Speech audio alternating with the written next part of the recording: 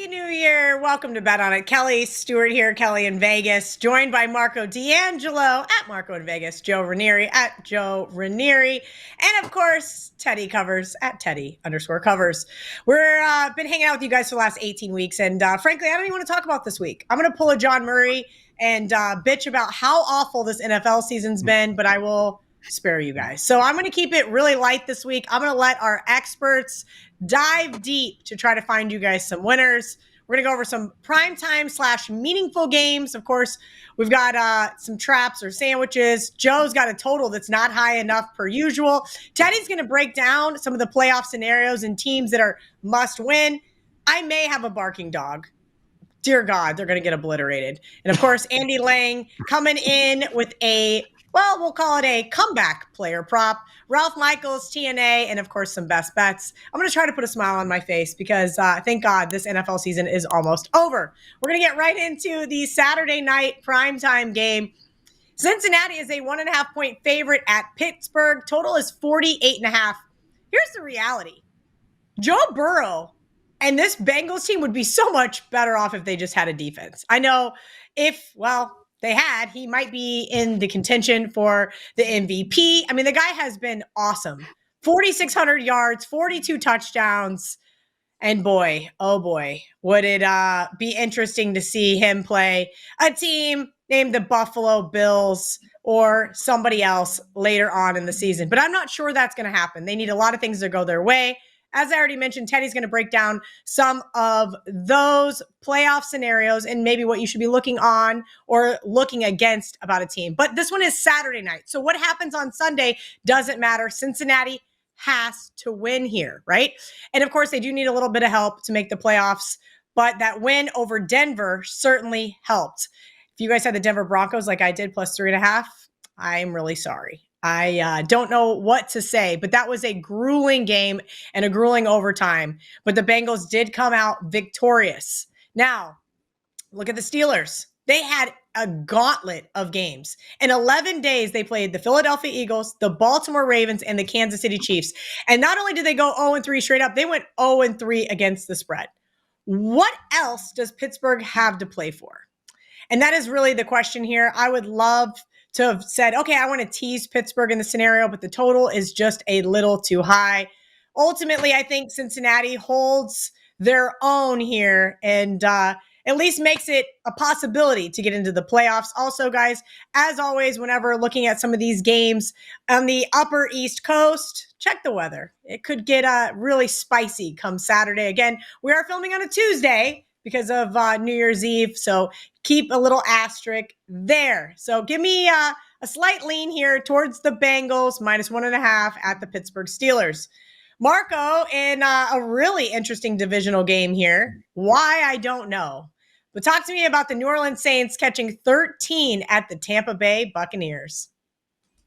Well, Kelly, this is a game for Tampa Bay. Last week, they had to win, but they needed a little help from their friends, and their friends were the Washington Commanders, who took care of beating Atlanta in overtime. So now Tampa controls their own destiny. They win, and they're in. And I'm going to look at this one. No, I'm not doing the obvious and laying the points with the Tampa Bay Bucks, but I'm not taking the points either.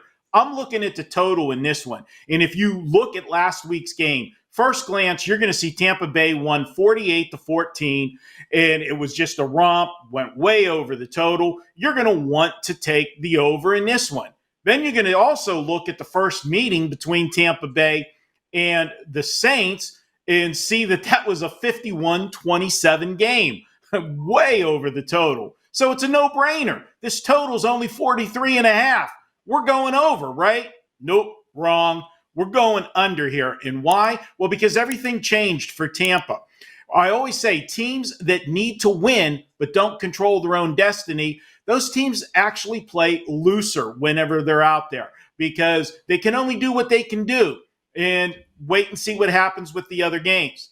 But now they control their own destiny, and they know all they got to do is win. And they don't need to win by a margin. They don't need style points. Just win and you're in. And a lot of times you're going to play a little bit more conservative. You're not going to take chances, and that's going to result in a lower score. Plus the fact, once you do get the lead in this game, you got next week to think about. You're going to be playing again next Saturday or Sunday.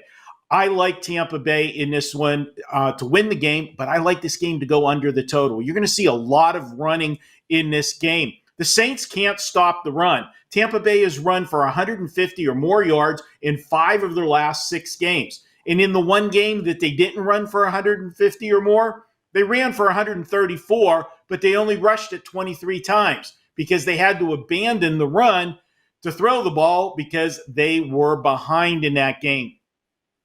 The Saints have scored 14 or less in 4 of their last 5 games. They just want this season to end. And if you go back to that 51-27 game earlier in the season, there were 6 turnovers in that game, 3 by each team, and they were turnovers that resulted in quick scores. I'm going under 43.5 in this one. This number's low for a reason, man. They're begging you to take the over. I'm not biting. We're going under the total. Marco, now I don't know if I want to take grandma to that football game. Like, who wants to go see a boring game with one team that, well, has nothing to really play for other than a little divisional rivalry? Speaking of that, Chiefs, 9.5-point underdogs at the Denver Broncos, 38.5 here, Teddy. I don't know what to make of this line. I know that the Chiefs are going to be resting everybody, but these two teams still hate each other. And, the Broncos have just superseded expectations all season long. I'm just waiting for them to falter.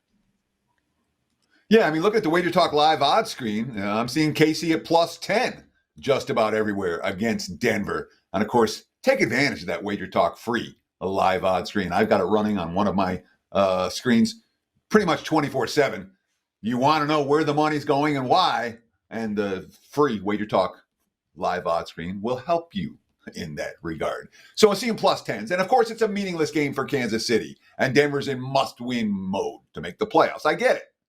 But as you mentioned, Kelly, the point spread is a great equalizer. And the M in must-win stands for mediocre. And Andy Reid's squad has a pretty proven track record of strong performances to close out the season. How about 9-1 straight up the last 10 Week 17/Week 18s in the Andy Reid era? And many of those times have come, starters are sitting, we've clinched spots, it's not a big deal, and yet Kansas City still shows up and plays. It's worth noting, the Chiefs, they just had a mini bye week. They've been off since they had that brutal stretch of 3 games in 11 days, but they've been off since last Wednesday, Christmas Day. They won't play another game until January 18th or 19th. If the starters don't go this week, that's like 3.5 weeks. That's too long of a break. Andy Reid knows it. That's why he hasn't said, I'm sitting all my starters this week. Now, we could see guys play for a little bit and sit. That wouldn't shock me at all for Kansas City. But I don't care if the Chiefs are resting starters. This isn't preseason where we're talking about 90-man rosters and guys who are never going to see an NFL field. This is NFL backups. Kansas City's deep. They're a veteran team. Those backups have been excellent. And again, they rested starters week 18 last year. They still won outright as underdogs on the road against the Chargers. Reid's been outstanding in this role. I'll take my shot with Carson Wentz here. We've seen quarterbacks like, Sam Darnold, Baker Mayfield revitalize their careers with limited opportunities. Wentz is getting that chance here. And all the quotes from Andy Reid say, I trust this guy. I like this guy. So I don't care if it's Wentz or Mahomes this week. I really don't. And all the pressures here is on the slumping Broncos team. They're off back-to-back losses. They're just 1-9 straight up their last 10 meetings with KC. It's not like they're battle-tested in pressure-packed games like this one. This team hasn't made the playoffs since Peyton Manning retired after winning the Super Bowl in 2015. They've only had 1 game all year as favorites of a touchdown or more. That came against Carolina. If Denver wins this game, and yes, that's an if, I'm not expecting it to come by margin. I mean, the Chiefs plus the points. Oh, boy. That does not warm my little Denver Broncos to make the playoffs heart. Sunday night football. Minnesota is a 2.5-point underdog at the Detroit Lions. 57.5 here, Joe. Like I mentioned when I started the show, I did have high hopes to win it all because I had a 55-point lead going into Sunday night football. But I thought, okay, maybe Andy Reid. maybe Dan Campbell, is going to rest some of his starters. Nevertheless, they played basically the entire game. Do you think that was smart in headed into this divisional clash versus a Vikings team that everybody I know bet their season win total under? Everybody I know bet the no to not make the playoffs after the JJ McCarthy injury and a couple others. Everybody just wrote this team off. Now they have a chance to win the NFC North. Yeah, it's kind of crazy, right, Cal? I mean, listen, anybody that thought Dan Campbell is not a few fries short of a Happy Meal, he goes into that game yesterday having lost, or Detroit having lost 14 straight games on the road against the 49ers. And Dan Campbell strikes me as the kind of guy that wants to wipe the slate clean of all of those kinds of feudal records that Detroit has handled over the last couple of years. It's a different Detroit team. And quite honestly, with that defense, the only chance that they have of winning games this point moving forward is the fact that they can drop 40 points on anybody. And they did it again last night on the road against the 49ers outdoors. Nothing of coming out of Dan Campbell leads me to believe they are going to do anything other than lay it all out on the field and on the line to get that number 1 seed. Now, it's interesting because the loser of this game is the number 5 seed, which means then they've got to take on either Tampa Bay, if they win, or the Rams. Either way, all of a sudden you've got a 14-win team that's going to be the 5th seed and is not going to be an underdog no matter who they play in that wild card round. So I do believe Dan Campbell at home, all the records and all the trends point towards them, including the fact that, the single most profitable quarterback against the NFC North over the last few years has been one Jared Goff. When you look at this total at 57.5, which I believe is the highest total that we have seen in a game since 2021, I believe, a Tennessee Titans game, if you can believe it. 2021, it was Chiefs-Titans. That one closed at 59. Wouldn't shock me if this thing gets a little closer to 58 and a half. And keep in mind, since 2003, anytime we've seen a total of 57 or more, the over 18-7. So it's high for a reason. And it's high because both these teams, we saw 60 the first go around. There's no reason for me to believe we're going to get anything else but another wild shootout. But we're going to get a wild shootout at home for Detroit, a place in which they have been the single most profitable team to back on the spread over the last 3 seasons. Dan Campbell will have these guys ready to go. Listen, my best bet last week was Minnesota. I loved Minnesota over Green Bay in that spot, and it proved to be a profitable proposition. I think you got to, if it ain't broke, we ain't fixing it with Detroit. Give me the Lions. Lay the 2.5. And oh, yeah, by the way, you might as well look at the team total going up and over as well, because the first one, the 40, is going to win this game as well. Of course, the Lions and the over, something that has been profitable if you've been betting it all season long. Apologies, there is no VR today or Art to Caesar from the Westgate Superbook, but they will both be back with us for Saturday's last call. Every single Saturday and Sunday, you guys can join us here on the Wager Talk YouTube channel, 11 a.m. Eastern on Saturday, 12 a.m. Eastern on Sunday. I know Teddy's talked about the free Wager Talk odds service, which is a great tool to use, but we also have a premium version called Odds Logic. And right now you can get 30 days for free with me, no credit card needed. You're going to get the fastest updates from all of the top sports books in the world. You can also customize it. So for example, I have my Superbook, I have my Hard Rock, I have, I think Heritage third on mine. Just like to kind of be able to shop around and look and see where the best advantageous numbers are. You can also get breaking injury alerts. You will get halftime notifications, of course, live betting, public betting percentages, and more. Oddslogic.com/Kelly in Vegas to give it a trial run for the next 30 days.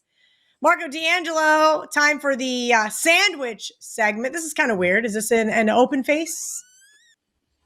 Well, Kelly, you do have little dicey situations when you get to the end of the season. Can you really call something a sandwich? But you'll see where I'm going with it when we break it down. And we're going to take a look at Washington and Dallas. Now, Washington's won 4 in a row, including beating Philadelphia 2 weeks ago in come from behind fashion. They had 5 turnovers in that game and still was able to pull the win out. And then last week, well, they punched their ticket to the playoffs when they beat Atlanta in overtime. Great game on Sunday Night Football. And what do you do now for an encore? Yeah, this is Dallas. And yeah, you hate Dallas. And Dallas still has the name. But here's a young football team. And you just punched your ticket to the playoffs. And you'll be playing next week. How excited do you get this week for this matchup? You've got a rookie quarterback. The team is just learning how to win. I'm going to look to the home dog here. I think Dallas is a spot where at least they are trying to play well to finish out the season. Now, last week was a total, shit show in Philadelphia as they turned the football over 4 times in that game. They shot themselves in the foot and got routed, but they have won 4 of their last 6 games. The offense has been moving. And one thing about Washington, they are exciting to watch offensively, but just like Kelly mentioned about Cincinnati in an earlier segment, man, this defense leaves a lot to be desired. And I don't want to be laying points on the road with a defense like that in a game where I've got to question the total motivation coming off a playoff clinching win and a playoff game on deck. This game really doesn't mean anything. I'll go ahead and look to Dallas, go against the fat and sassy Washington team, laying points. No, give me the Dallas Cowboys, who are, for whatever reason, maybe trying to save Mike McCarthy's job. I don't know. Be careful what you wish for with that one. Close it out with their 5th win in their last 7 games. Give me the Cowboys and do a little sprinkle. I got the Cowboys winning this one outright, 27-24. All right, Joe. Well, it would appear Marco is high for taking the Dallas Cowboys during Week 18. It would appear you're not high enough once again. Yeah, no, Cal, I am trying absolutely to try and stay as level-headed as humanly possible here, but I just don't think that's going to happen. And I'm going to go again where it's just not high enough. And actually, not just this game, but when we look at the NFC South in general this year, have you noticed a trend in any of these games when they've gone head-to-head? I have. They're usually all shootouts, and they're always usually games in which they go flying over the total. And if we're being honest, how are we getting anything but an over in this game here? Listen, I like Michael Penix Jr. I think for a rookie thrown into an impossible situation in Week 16 of an NFL season and a team trying to make it to the playoffs, I thought he did a pretty good job here outside of that opening interception there and not getting a whole lot of help for some other guys on that team. I think he is more than capable of going up against his Carolina team and letting it fly with those weapons. The Atlanta defense, sorry, not getting it done. Still pretty soft there. Not to give him a chance to get the ball back in that overtime game against Washington. Tells you everything you need to know about this Atlanta defense here. These teams are 9-1 to the over in the division. Atlanta averages at home 53.5, 54 points. Carolina also pretty big average here in points. These two produced 58 points in the first meeting. And I'm sorry, but the Falcons are not just going to be able to play ball control offense in this one. They're going to need to score some points. I think Bryce Young, as well as Michael Penix Jr., this should be an entertaining game. One that I think lands us, Cal, much more so in the 50s than anywhere in the 40s. So, again, if it ain't broke in Week 18, I ain't fixing it. The NFC South games, They average 54 points. I think that's exactly what we get in this one. Not high enough for me at 48. All right, Joe, just going to keep on smoking it through the playoffs. Teddy covers, who also likes to partake every once in a while, at least whenever we're hanging out the Westgate Superbook. Wait, I'm not allowed to say that on air. All jokes aside, we love Teddy because each week he brings us just the tip where he's saying, all right, here's some teams we want to buy on. Here's some teams we want to sell on. And Teddy, a few weeks ago, you said, Kelly, just because a game is meaningless doesn't mean it's meaningless. And the Giants proved that to me last weekend and basically said, no worries, we don't want the first round draft pick. We'd rather completely screw Kelly over in her survivor pool. So, again, the players on the team, the coaching staff on the current team, they're not worried about next year. They don't want the number one pick. They want to win that game. And we saw that from the Giants last week. This week, we'll talk about selling the must-win teams in Week 18. I said it earlier. I'll say it again. The M in must-win stands for mediocre. And of all the teams that we want to fade when it comes to selling these must-win teams including their playoff seeding, that is not a motivator. 27 years in Las Vegas, you can go through year after year. Oh, this team can win if they'll move up 2 spots in the playoff. It's not a motivator. That's something my experience has clearly taught me. You've already heard my case against the Broncos this weekend. What other must-win teams are out there? Well, let's see. The Ravens are minus 17.5 against Cleveland. They need to win to clinch the AFC North. And I'll try to go quickly here. The Steelers, but they also face must-win Cincinnati. So they'll need to win if Baltimore loses, and then they win the tiebreaker against the Chargers. But Bengals are in a comparable spot, so there's no must-win advantage for that game. The Chargers, minus 5.5 against the Raiders. They need the win to get the number 5 seed. If LA wins and Pittsburgh loses, they're 5 and Steelers are 6. So that's in theory, a must-win game for the Chargers. The Broncos, we talked about that. They win and they're in. The Dolphins, if the minus 1.5 against the Jets, if Denver loses and Miami wins, Miami's in. And then, of course, if Denver and Miami both lose, Cincinnati's in against Pittsburgh. They're minus 1.5 in that ballgame. So all 3 of those teams, in theory, are must-win squads. In the NFC, the Vikings and Lions, that's must-win for both teams. It doesn't count. The Rams, plus 5 against Seattle. They need a win or a Tampa Bay loss to clinch the 3 seed. Sean McVay doesn't care about seeding. He's resting his starters. So that's not, must-win, not so much. The Bucs are must-win, minus 13 against New Orleans. They have to win the NFC South. If they lose and the Falcons win, they're out. The Falcons, minus 8.5 against Carolina. They're must-win too, obviously.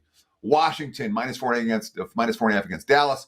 They win, they get the 6th seed. A loss with the Packers win gets them the 7th seed. The Packers, the opposite side of that story. So in theory, Washington and Green Bay both must-wins in order to prove their playoff seeding.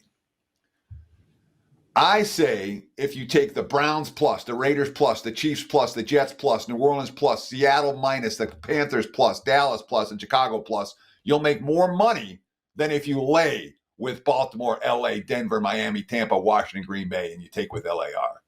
It's been a chalky year in the NFL for sure. I get it. But Week 18 can be very problematic for chalk players because the value's already been sucked right out of there and is clearly on the nothing to play for sides. Beware laying a price this week with any of these must-win teams, especially the teams that must win to improve their playoff seeding. That's my take, Kelly. Just as I say I'm out, Teddy sucks me right back in. God dang it, Teddy. I do not want, I literally, the last few weeks, I'm like, why am I betting? I need to be taking it light. And here we are. This is not the week to be a chalk eating weasel. Sure, it's not.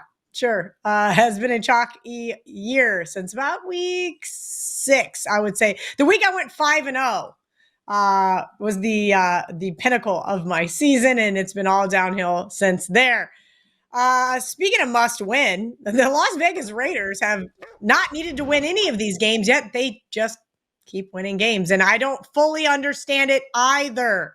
I do like the Raiders plus 6, and I'll give you guys a minimal breakdown because one of our experts has this as their best bet, and I wasn't willing to change it because I didn't see any other barking dogs.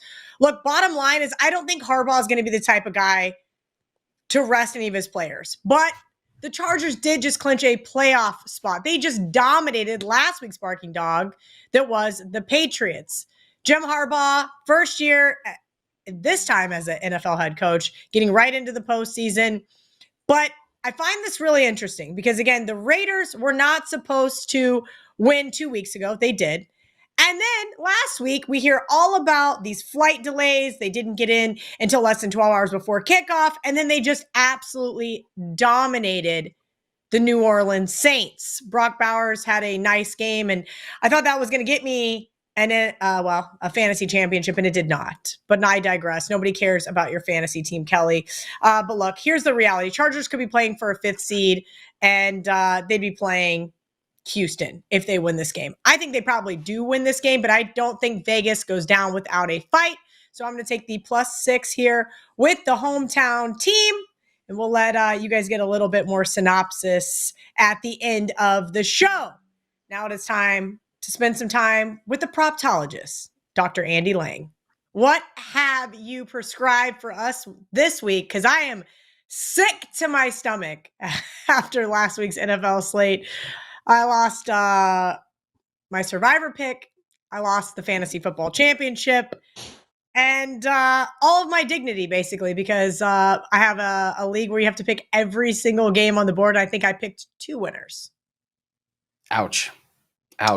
Well, listen, it didn't go well for me last week on this show either. I had Caleb Williams to not have an interception, and he threw one on the final play of the game. He didn't have one. Yeah, It was that last play where it was 4th and long, and he just lobs one up for grabs, and the wrong team catches it. So, all right, let's take a 4-1 shot on Sam Darnold to be comeback player of the year, Kelly.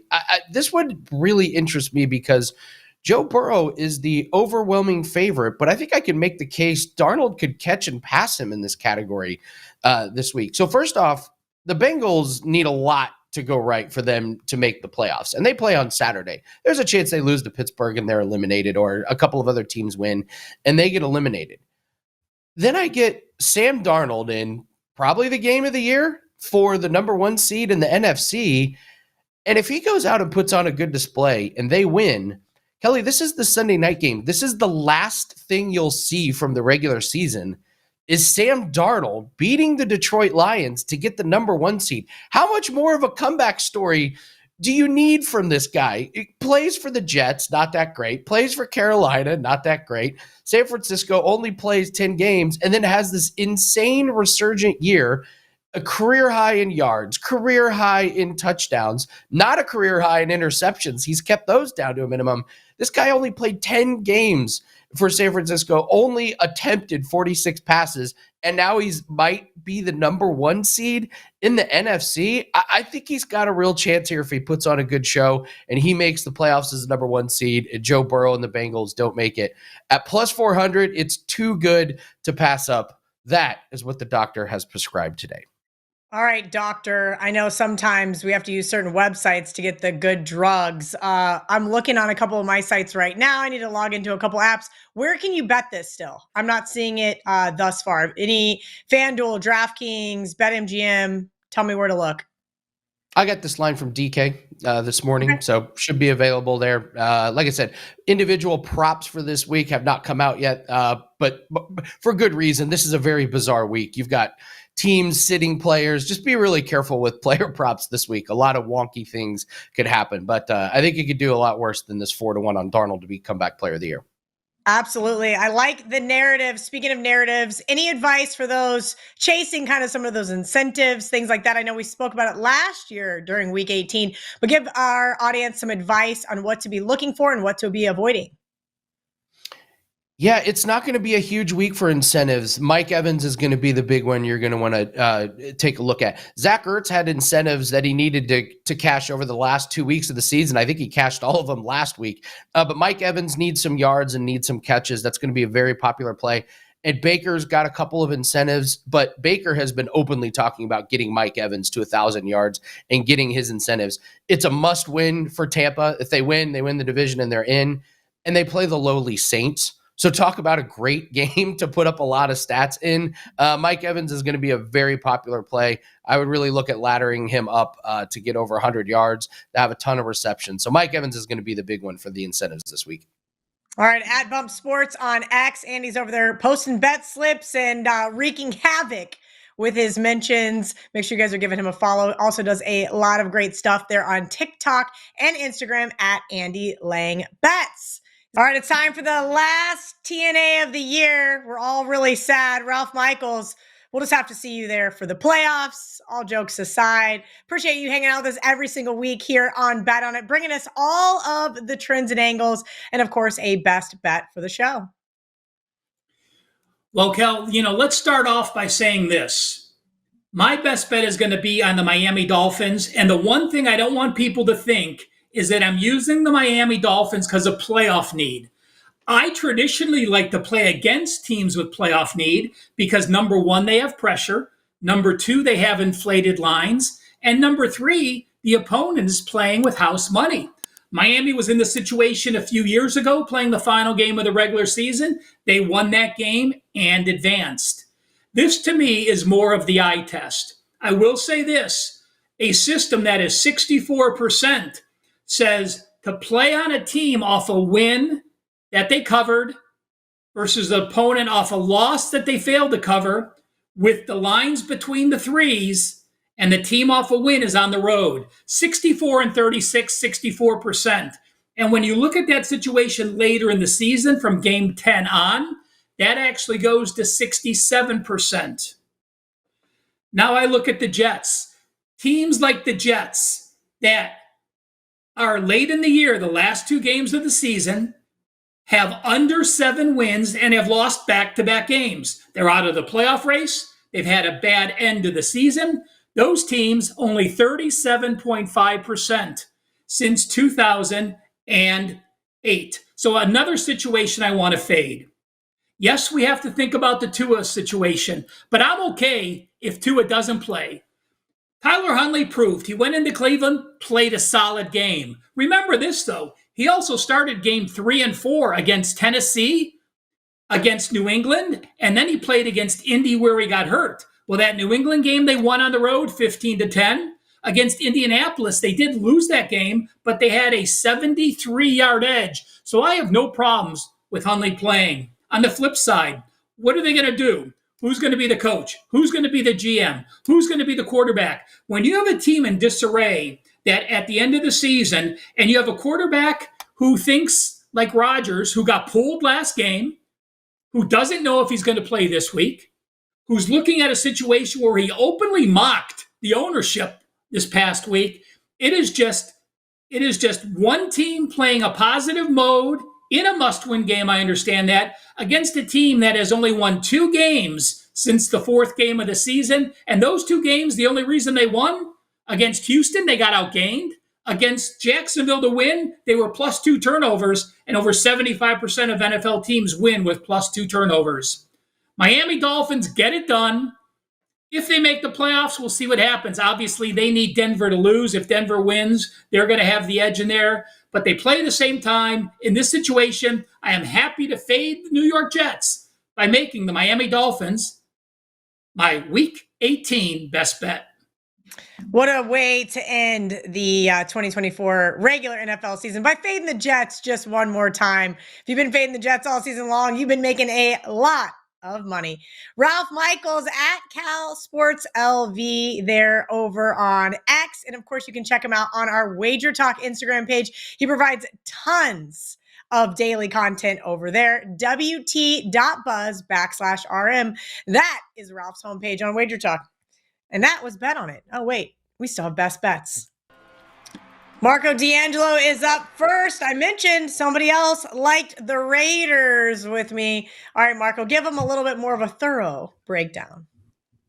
All right, Kelly, before I do, I just want to remind everybody we've got a special going. It kicks off New Year's Day at Wager Talk. You can buy any capper you want, and I would highly suggest maybe taking a look at yours truly as we're on a 21-4 run over the last 11 days. It's been an incredible run.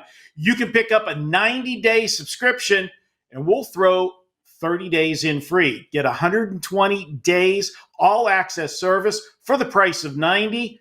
That comes out to like $7 a day. Do the math. It's a great deal. It kicks off New Year's Day. What better way to ring in 2025 than with this promotion? All right. talking about the final week of the season and how dicey that can be sometimes.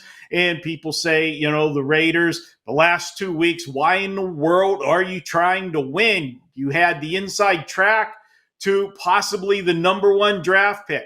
Well, I can tell you that from a player standpoint, the organization may think one thing and want to have a draft pick. But from a player standpoint, coaching standpoint, that's not really what they want to do. And one of the benefits of getting to do a lot of radio and getting to talk to a lot of sports personalities, former players, they have confirmed that no player wants to lose, because you know what?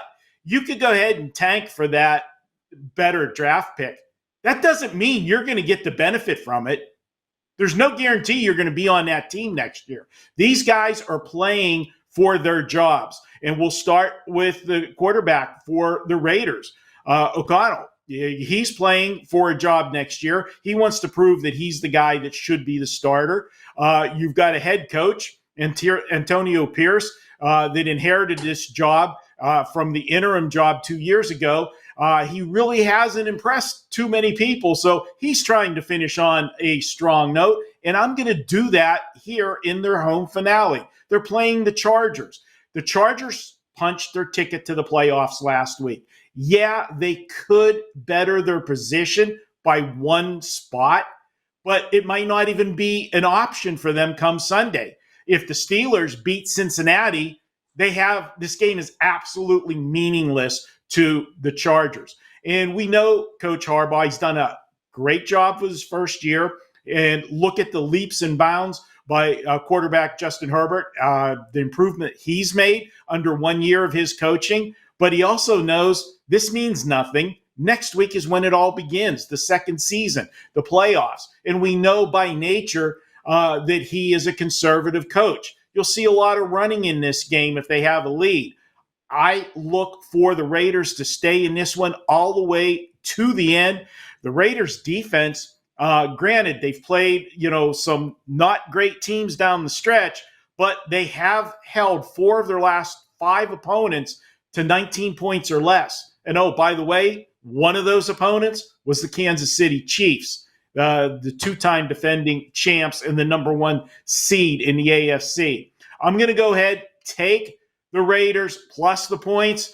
And yeah, I got to tell you, this is a sprinkle spot as well as the Raiders as a division rival. If there is meaning in the Chargers do have something to play for, if the Steelers lose on Saturday, that's only going to make the Raiders want to win this game even more. Give me the Raiders as my best bet this week. Maybe we can hit this barking dog because Marco says the Raiders are his best bet. I always love when he and I agree. Joe Raineri, you and I are slightly head-to-head on this one. I'll get to that at the end of best bets. But tell me why you like the Buffalo Bills minus the 2.5.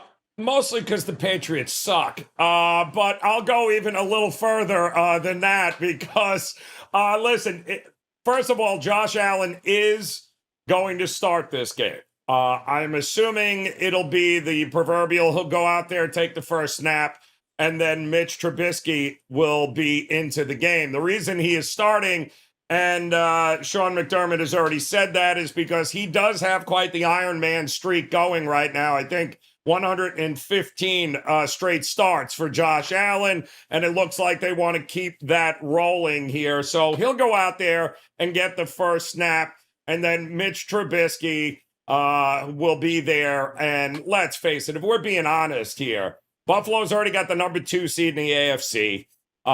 They are good to go. There's really nothing here except for the fact that Buffalo's backups are on par, as far as I'm concerned, with whatever the hell is left here with the New England Patriots. And 17 impending free agents on this Buffalo Bills teams. Guys like Ty Johnson, Matt Collins, guys that absolutely have incentive to play and play well. And Mitch Trubisky isn't a guy that obviously has been around long enough here, going up against a Patriots secondary that is decimated. And the defense of the Patriots, they're not stopping anybody. They've allowed over 30 points a game during this 6-game losing streak. We've already heard, in all likelihood, Drake may not play in this game simply because he's hurting. And of course he's hurting because he's taken 19 sacks, 8 touchdowns, 5 interceptions during this 6-game losing streak. The kid is getting absolutely destroyed. I wouldn't play him either. And again, I think good organizations have depth, and Buffalo has the depth and the quality of the players with the incentives they have to play well leads me to believe that, yes, there is no reason not to think the Bills' backups can't have some success against this Patriots team who, let's face it, what are they winning? You're winning so you don't get the number 1 draft pick? I don't think they end the season on a winning note. I think Buffalo continues to roll on into the playoffs. All right, Teddy covers. Let's hear it. Always could use another best bet for this non-chalk week. Tell me you have an underdog that is going to win this big hour. Well, what the hell? You told me that this is not going to be a chalky week. I said I don't want to be laying points with must-win teams. In this instance, I'm very comfortable laying points with the team that's already been eliminated from the playoff chase. That team, the Arizona Cardinals. And the money's pouring in on Arizona literally as we speak. It was -3 this morning. It's -4 right now, looking at the free Wager Talk live odds screen. I would not be surprised if it goes higher between now and kickoffs. This has all the makings of a no-show game for San Francisco. I'll give the 49ers credit. They fought hard on Monday night against the Lions, despite a truly ugly injury report going into that game. Finding that same energy on the last day of an extremely disappointing campaign, a team that had Super Bowl aspirations that isn't going anywhere, a team that left it all on the field last week and now has to go to play a meaningless Week 18 road game. And oh, by the way, Brock Purdy's quote, my elbow doesn't feel the best. We could very well see Brandon Allen this week at QB for San Francisco, or Josh Dobbs playing behind a makeshift offensive line where they had a starter at left tackle who was on an opposing team's practice squad 2 weeks ago on Monday night. The defensive injuries are real for San Francisco. And again, you fight and fight and fight. They fought Monday night. This is exhale for a team that is absolutely nothing to play for. And again, the veteran teams with expectations are not teams that I want when they're out of the playoff race in Week 18. So we got bet against for San Francisco. Before I talk about Arizona, I do want to talk about that great promotion that's running right now, starting midnight on New Year's Day or New Year's Eve. Free month. That's a good deal. You get a 90-day all access, get 30 days included. That'll get you everything through the end of April. We're talking March Madness, Super Bowl, NBA playoffs, the start of baseball season, everything all included. No bait and switch, no nonsense. What, less than $7 a day in that range right now? So visit my page or anyone's page at wagertalk.com and take advantage of that free month when you buy a 90-day all access pass. So we talked about why San Fran's a bet against this week. I think Arizona's bet on. This has been a character team since the preseason.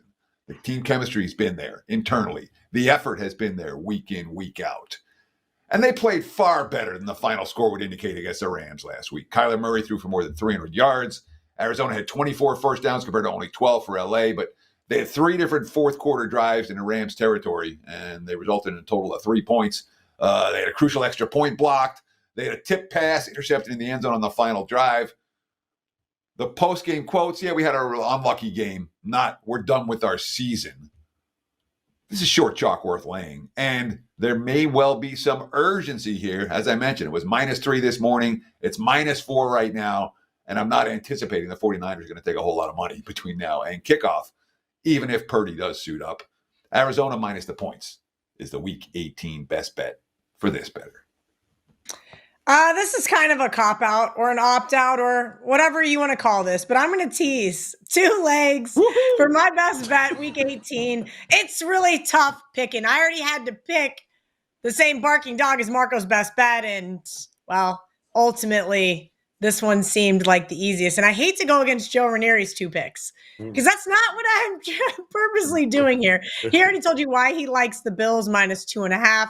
So I guess I have to tell you why I like the Pats +8.5, right? So 6-team, 2-point teaser. The first leg is the Patriots. Just remember, a couple short weeks ago, they did only lose by 3 at Buffalo. Kind of a down spot for Buffalo. But bottom line, the Bills already locked into the 2 seed. If they don't rest some players here, I'm going to lose a lot of respect for this coaching staff because I thought Dan Campbell really screwed up last night by not doing that. But man, the last thing you want to do is get somebody hurt in a truly meaningless game.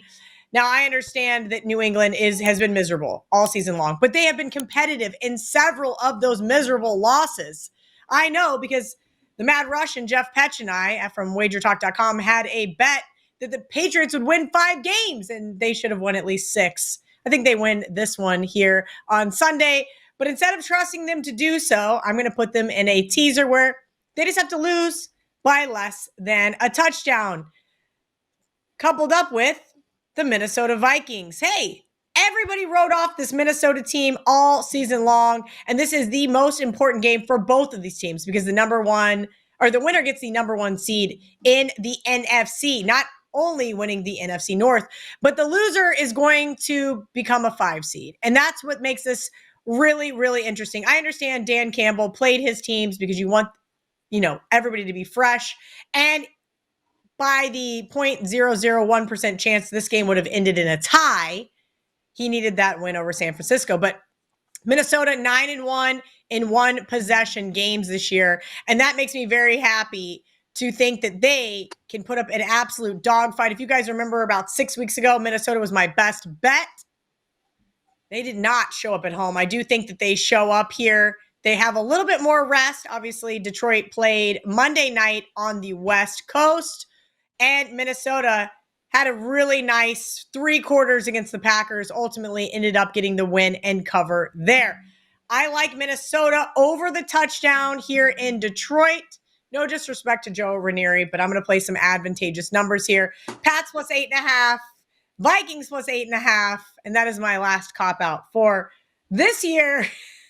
We're gonna go back to college football. If you guys have missed our bowl video for college football, it has been up for over a week on the Wager Talk YouTube channel. So if you're looking for any of the college football playoff stuff, it is there. There's also tons of clips on the Wager Talk X as well as the Instagram and TikTok pages. Anybody else have anything to add before we say goodbye to the horrific 2024 NFL season? I've enjoyed it. It's been a good year. I'm sorry. But Happy New Year, everybody. Let's go, Jets. Oh, boy. On that note, we're going to wish you guys all a very happy New Year. Until next year, let's bet on it.